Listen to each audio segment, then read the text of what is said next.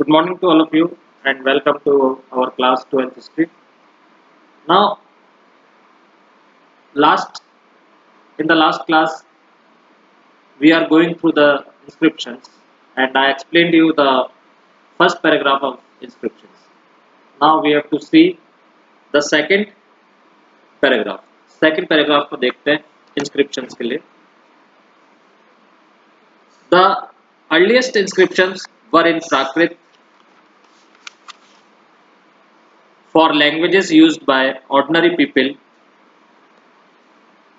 Names of rulers such as Ajatashatru and अरे भाई जहां से छोड़ा था वहीं से तो पढ़ाता हूं. अब आपको ध्यान होना चाहिए, आप स्टूडेंट है कि इसमें हम सर ने कहां छोड़ा था.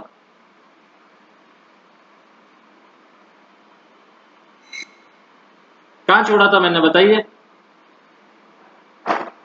मैं जब बोल रहा हूं मैंने बोला है कि इंस्क्रिप्शंस पढ़ रहे थे, उसके सेकंड पैराग्राफ से स्टार्ट करना है. फर्स्ट पैराग्राफ कल समझा चुका हूं. उसके बाद आप पूछ रहे हैं कि सर आप कहां से पढ़ रहे हैं. तो या तो इसका मतलब है कि जो मैं बोल रहा हूं उसमें आपका ध्यान ही नहीं है. मैंने ऑलरेडी बोल दिया कि शुरू में ही बोल दिया कि इंस्क्रिप्शंस जो अपन ने कल छोड़ा था, फर्स्ट पैराग्राफ पढ़ा था, उसके सेकंड पार्ट से मैं पढ़ा था.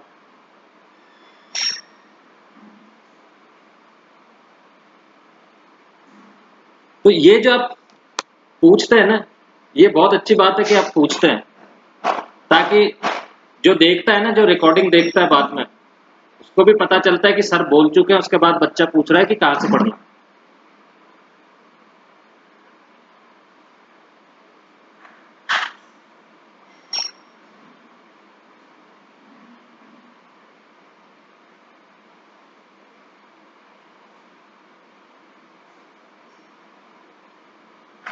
तो बेटा इधर ध्यान दो, 12th बोर्ड है.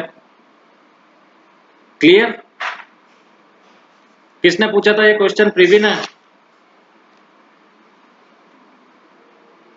किसने पूछा था कि सर कहां से पढ़ाओगे? किस? चलिए बेटा, जहां पे भी छोड़ा जाता है ना, वहां पे आप एक मार्क कर लीजिएगा हमेशा कि सर अब कल यहां से कंटिन्यू करेंगे. ठीक है ना? तो वहां तक तो आपको डेली स्टडी करनी है. जहां तक मैंने पढ़ाया है, वहां तक तो आपको डेली स्टडी करनी है. उसके आगे से अपन नेक्स्ट डे अपन कंटिन्यू करते हैं. ठीक है बेटा, इधर ध्यान लगाया करो. देखो कितना ज्यादा लॉस हो रहा है एक तो पढ़ाई का. अगर आपने ध्यान नहीं लगाया तो फिर प्रॉब्लम्स हो जाएंगी. इसलिए क्या है, मेरा गुस्सा करना भी सही है कि आपको है ना मार्क करना चाहिए कि मैंने कहां छोड़ा है और कहां से मेरे को पढ़ाना. ठीक है ना? तो थोड़ा सा ध्यान दीजिए इधर.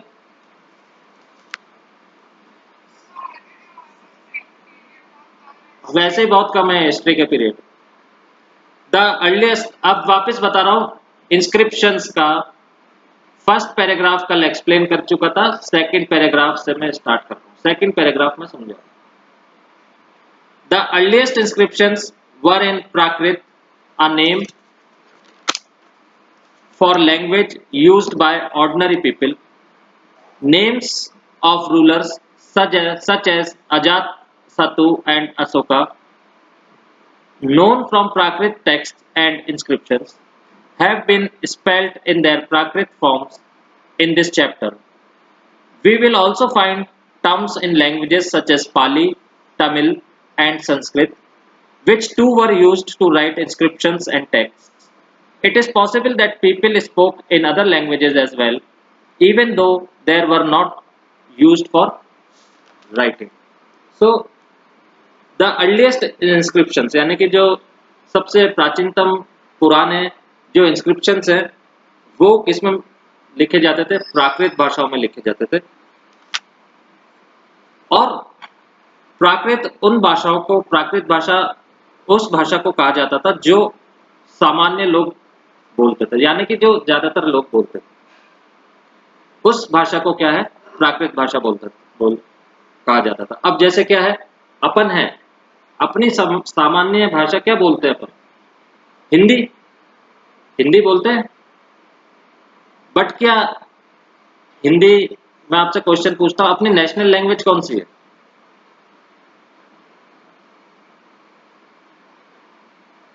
अपनी नेशनल लैंग्वेज कौन सी है?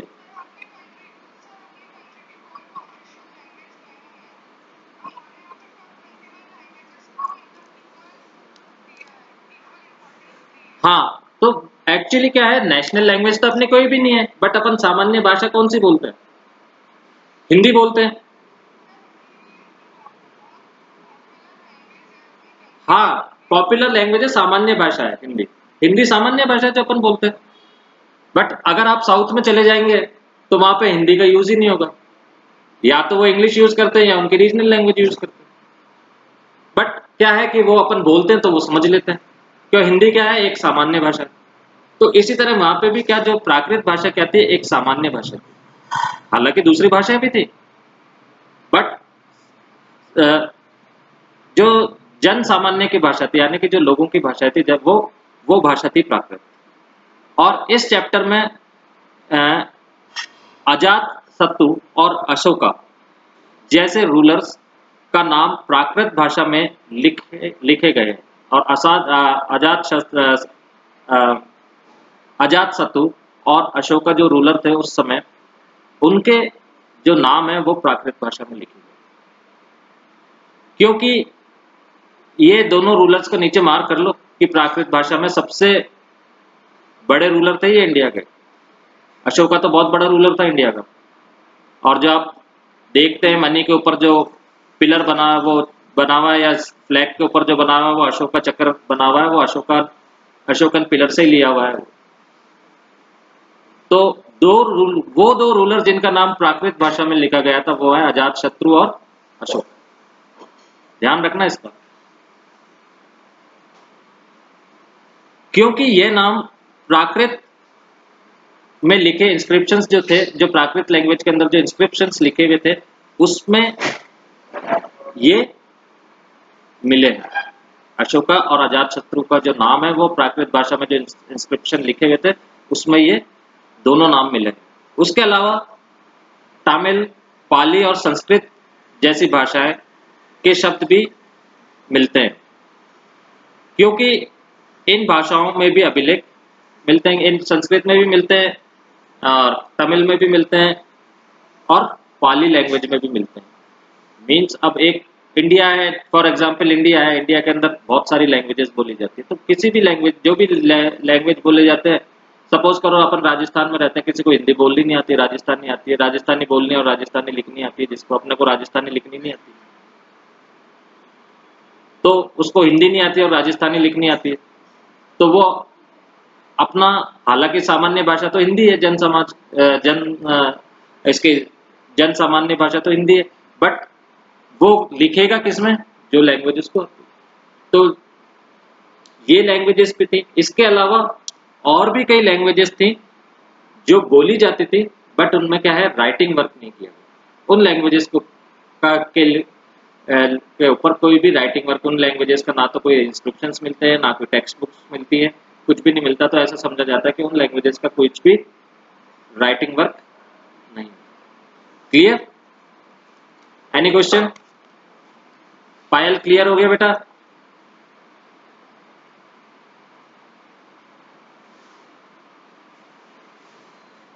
क्लियर?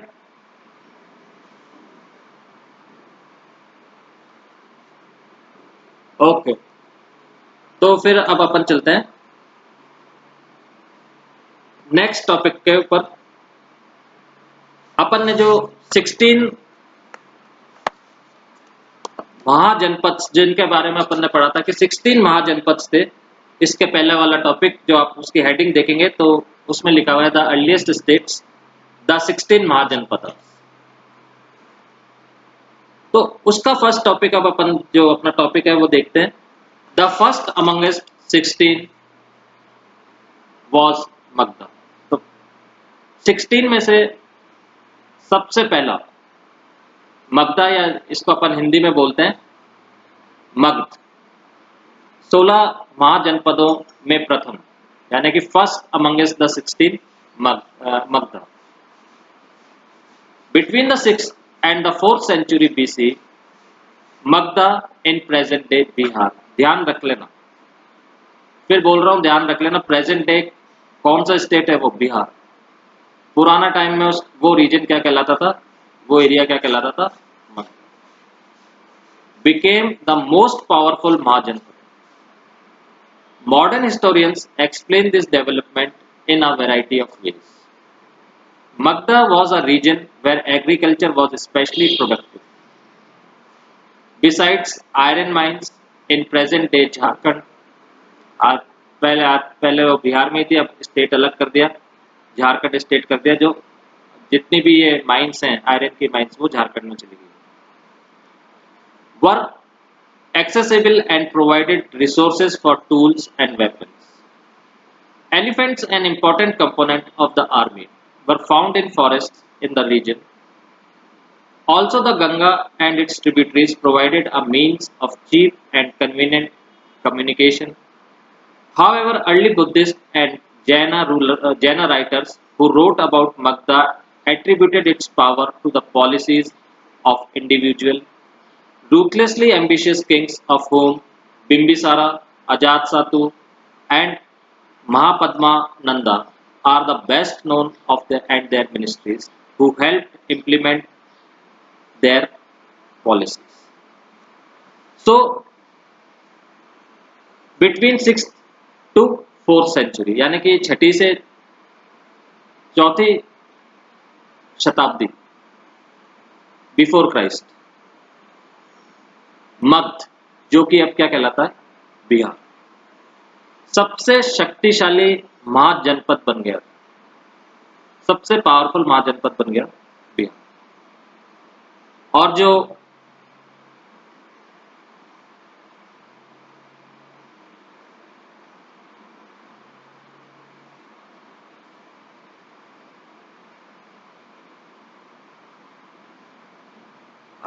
सॉरी हाँ, सबसे शक्तिशाली आधुनिक इतिहासकार है, यानी कि जो अपने हिस्टोरियंस है, मॉडर्न हिस्टोरियंस है, कई कारण बताते हैं इसके कि वो इतना पावरफुल कैसे बन गया। एक यह कारण है इसका कि जो एरिया है मगध का, उसमें खेती की उपज खास तौर पर सबसे अच्छी होती थी। एग्रीकल्चर प्रोडक्शन जो था वो बहुत अच्छा होता है, और जिस जगह का एग्रीकल्चर प्रोडक्शन बहुत अच्छा होता है वो बहुत ज़्यादा डेवलप होता है। क्यों? क्योंकि अगर अपन देखते हैं, आज अपन अपनी भी पॉपुलेशन देखते हैं, तो अपने इंडिया की भी 65% पॉपुलेशन किस पे डिपेंड है, एग्रीकल्चर के ऊपर डिपेंड है। बाकी 35% है अपने जो सर्विस सेक्टर के अंदर है या दूसरे सेक्टर के अंदर है, बाकी 65% तो अपने प्राइमरी सेक्टर के अंदर ही इंक्लूडेड है, जो कि एग्रीकल्चर है, एग्रीकल्चर सेक्टर है। बाकी दूसरे, अगर अपन दूसरी कंट्रीज की भी तुलना करते हैं, तो अभी मैं आपको, जब अपन मैं पॉलिटिकल साइंस में पढ़ाऊंगा आपको चाइनीज इकोनॉमी के बारे में, तो उन्होंने भी कैसे डेवलप किया था अपना, वो उनकी इकोनॉमी इतनी फास्ट कैसे हो गई एग्रीकल्चर से, वो अभी अपन पॉलिटिकल साइंस में पढ़ेंगे। आज का यही थीम है पॉलिटिकल साइंस का। तो सबसे बड़ी चीज जो वहां थी, मगध का जो एरिया था, वहां पे क्या थी, जो एग्रीकल्चर प्रोडक्शन था वो बहुत अच्छा होता था। और फिर दूसरा, यहाँ पे आयरन की माइंस, जो कि अब झारखंड के अंदर है, वो भी है, इनको आयरन भी मिल जाता था। अब ये आयरन से क्या, आयरन से सारे टूल्स बनते थे, वेपन्स बनते थे, ये सारी चीजें इनको अवेलेबल हो जाती थी। जैसे कि दूसरी है कि लोहे की माइंस भी आसानी से उपलब्ध थी, जिससे हथियार बनाना सरल होता था, इजी हो जाता था वेपन्स को बनाना।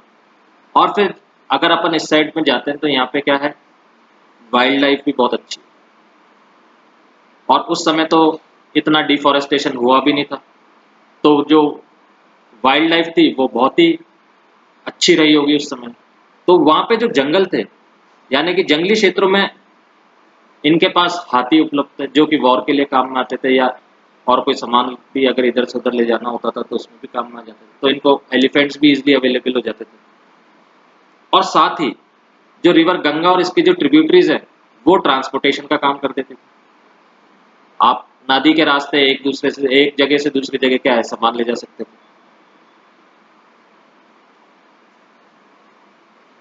लेकिन शुरुआती जैन और बौद्ध राइटर्स, यानी कि जैन एंड बौद्ध राइटर्स, इन लेखकों ने ये जो मगध की जो इम्पोर्टेंस थी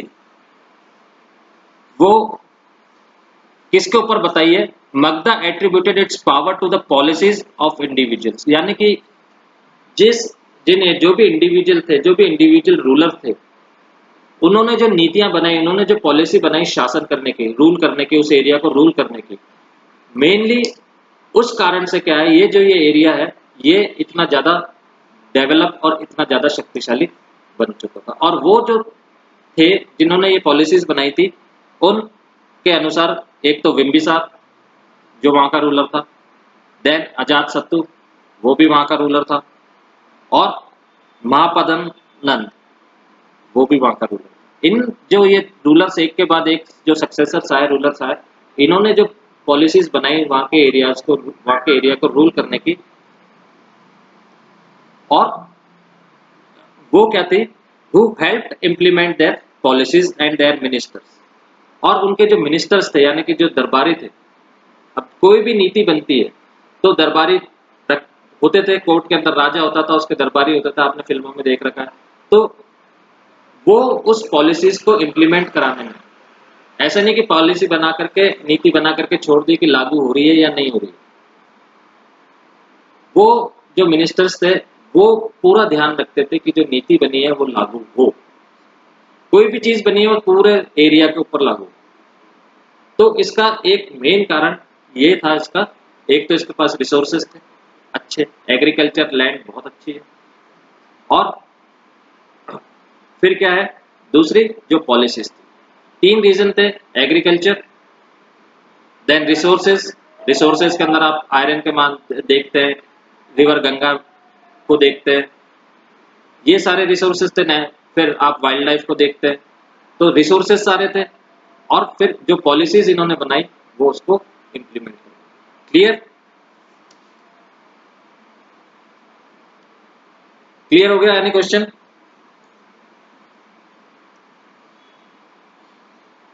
समझ में आ गया?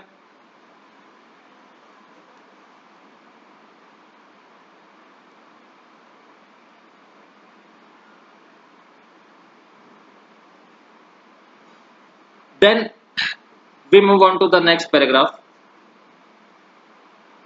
Initially, Rajagaha, the Prakrit name for present day Rajgir in Bihar, was the capital of Magda. Interestingly, the old name means house of the king. Rajagaha was a fortified settlement located amongst hills. Later in the 4th century BC, the capital was shifted to Patliputra, present day Patna, commanding routes of communication along the। तो प्रारंभ में, initially शुरू में क्या था, राजगाह, जो कि बिहार के अंदर आज के नाच राजगीर के नाम से जाना जाता है। प्रेजेंट नेम उसका क्या है, राजगीर। राजगाह का प्रेजेंट नेम क्या है, राजगीर। ये छोटी छोटी चीजें ना याद रखना, वाइवा के क्वेश्चन है ये, अंडरलाइन करते जाना जो भी मैं बोलता जा रहा हूँ, इसलिए मैं एक एक लाइन के ऊपर जोर दे रहा हूँ। वाइवा के क्वेश्चन है, वन लाइन क्वेश्चन है, कहीं पे भी आ सकते हैं।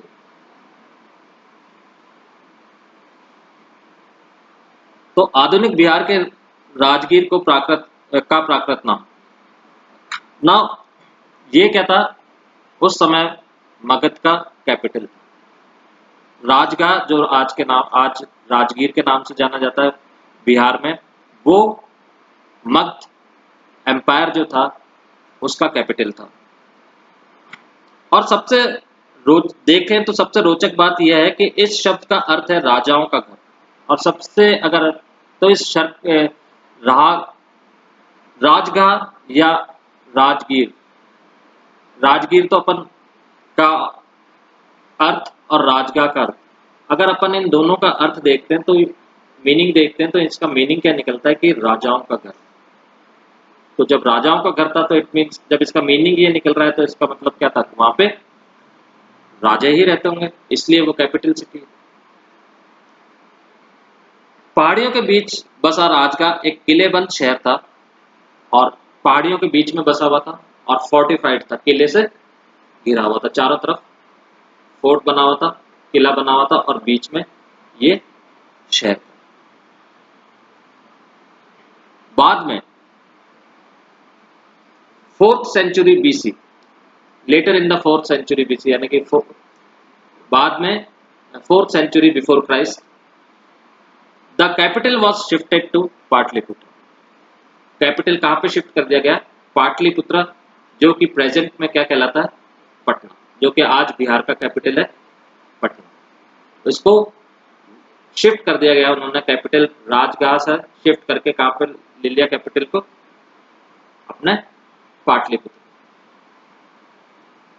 क्यों कमांडिंग? क्यों? Because Patna commanding routes of communication along the Ganga. क्यों? रिवर गंगा वहां से निकलती थी या अभी भी निकलती है, तो वो उससे क्या था, कम्युनिकेशन इजी हो जाता था थ्रू मरीन, नदी के रास्ते। इस नाव से एक जगह दूसरी जगह जाना, कोई बात पहुंचानी है किसी जगह से दूसरी जगह तो पानी के रास्ते से जाना, या ट्रांसपोर्टेशन का काम है कुछ तो भी पानी के रास्ते से ले जाना। तो ये क्या, ये सुविधा वहाँ पटना से ज़्यादा इजी थी, तो इसलिए उन लोगों ने क्या कर दिया, अपने जो कैपिटल सिटी था राजगाह, उसको वहाँ से शिफ्ट करके कौन कैपिटल सिटी किसको बना दिया? पाटलिपुत्र को बना दिया, जो आज के टाइम में क्या कहलाता है? पटना कहलाता है। Got it? समझ में आ गया? क्लियर?